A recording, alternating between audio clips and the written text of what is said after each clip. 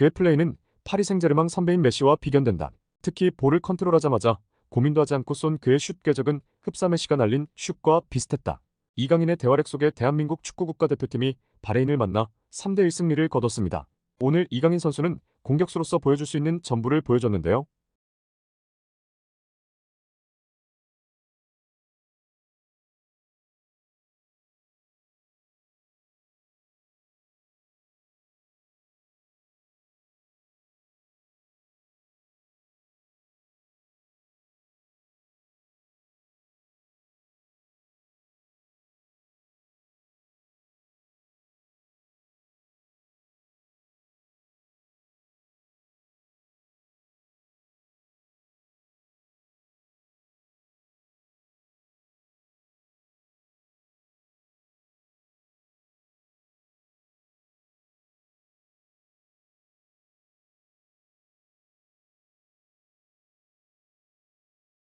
드리블이면 드리블, 패스면 패스, 킥이면 킥, 크로스면 크로스, 슛이면 슛.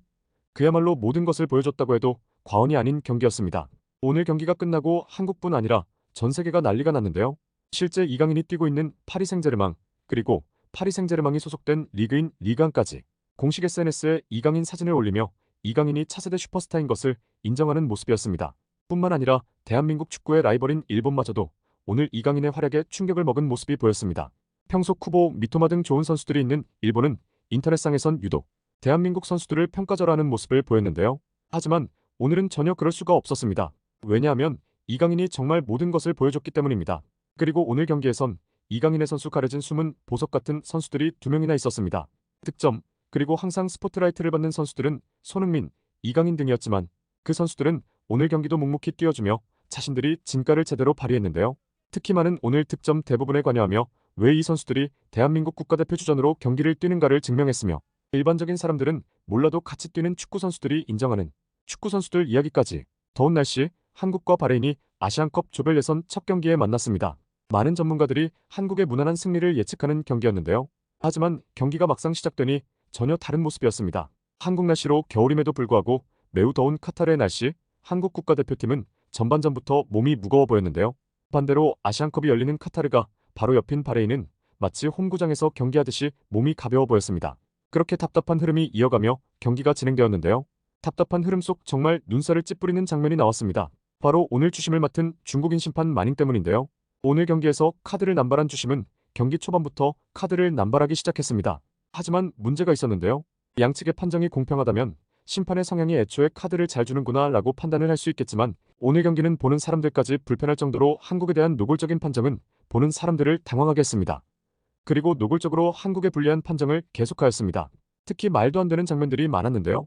전반전 이강인 선수의 돌파, 그리고 손흥민의 돌파까지 심판은 카드는커녕 파울 자체를 불지 않는 모습이었습니다. 특히 앞건은 전반 종료 직전에 나왔습니다.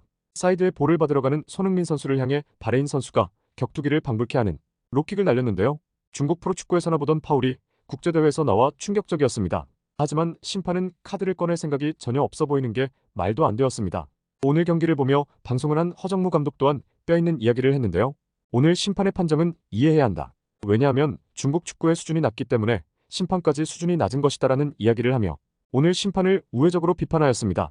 실제로 경기가 끝나고 국가대표팀 감독인 클린스만 감독 또한 대놓고 심판을 저격했는데요. 중국 심판의 말도 안 되는 바레인 밀어주기에 경기 운영이 힘들었다고 이야기했습니다. 특히 한국은 전반전에만 김민재, 이기재, 박용우 등 수비라인을 구축하는 선수들이 옐로카드를 받아 더욱 경기가 어려워질 뻔하였습니다. 보통의 경우엔 심판 판정이 아무리 편파적이어도 감독들까지 나서서 이야기하지 않는데 오늘 판정이 얼마나 이례적인지 드러나는 부분이었습니다. 알고 보니 오늘 주심을 본 마닝은 중국 내에서도 유명한 심판이었는데요. 중국 리그에서 152경기의 경고를 676개나 꺼내서 실제로 중국에서도 카드마스터라는 별명으로 불린다고도 합니다. 하지만 카드를 남발하는 것은 이해가 가지만 아무리 생각해봐도 대한민국에만 불리한 판정을 한 부분에 대해선 참으로 많은 생각이 들었습니다. 하지만 대한민국엔 언성 히어로인 두 선수가 있었는데요. 바로 이재성과 황인범 선수였는데요. 이재성과 황인범 선수는 답답한 흐름이 지속되는 경기 내내 부지런히 움직였습니다. 그리고 전반 38분 찬스가 났습니다. 하프라인 부근에서 난 파울을 김민재 선수가 이재성 선수를 보고 빠르게 패스를 넣었는데요. 이재성 선수는 볼을 잘 잡은 후 침착하게 안으로 패스를 넣었습니다. 큰 박스 안에는 손흥민 선수가 대시를 하고 있어서 많은 바레인 선수들이 그를 주목했는데요. 하지만 골은 뒤에서 터졌습니다. 바로 대한민국의 언성 히어로 중 한 명인 미드필더 황인범 선수였는데요. 황인범 선수는 흘러나온 볼을 왼발 인사이드로 침착하게 밀어넣으며 득점에 성공하였습니다.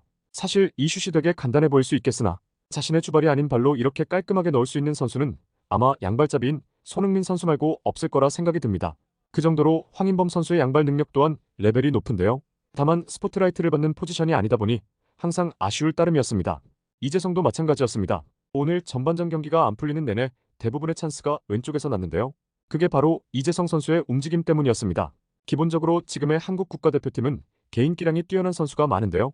손흥민, 이강인, 황희찬, 유럽 내에서도 개인기량만으로는 뛰어나다고 인정받는 선수들입니다.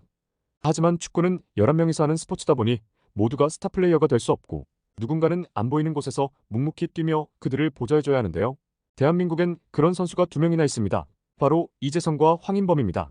이 두 선수가 부지런히 뛰어주며 오늘 경기엔 균열이 생기기 시작합니다. 그리고 후반 이강인 선수의 말도 안 되는 추가골이 나왔습니다. 정말 메시가 연상될 정도로 멋진 각도에서 나온 슛이었는데요. 마치 슛이 바깥으로 나갔다가 들어오는 모습을 보이며 어떤 골키퍼가 와도 절대 막을 수 없는 슛을 선보이며 역전에 성공했습니다. 특히 이강인 선수는 볼을 잡기 전부터 이미 슈팅을 때려야겠다고 마음먹은 게 눈에 보였는데요. 슈퍼스타는 슈퍼스타답게 그가 내린 단호한 슛은 다시 봐도 말도 안 되는 슛이었습니다. 사실 이강인 선수는 위에서 얘기했듯이 축구 선수가 보여줄 수 있는 것을 오늘 전부 보여줬는데요.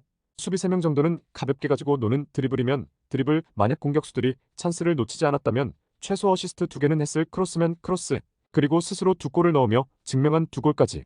그냥 완벽했다는 표현밖에 어울리는 수식어가 없는 것 같습니다. 해외에서도 오늘 경기를 보고 이강인을 메시와 비교하였습니다. 실제로 이강인 선수는 소파스코어에서 평점 9.7점을 받으며 자신의 클래스를 유감없이 증명했습니다. 그리고 바레인 선수들이 지쳐 보이는 것이 눈에 띌 때쯤 이강인 선수의 추가골이 나왔습니다. 이번 골도 환상적이었는데요. 빠르게 연결된 볼을 오른쪽으로 터치를 해놓은 후 가볍게 수비를 제끼고 반박자 빠른 슛을 통해 깔끔하게 득점에 성공하였습니다. 사실 이 장면 또한 쉬워 보이지만 이 장면에서는 두 선수의 클래스가 숨어 있습니다.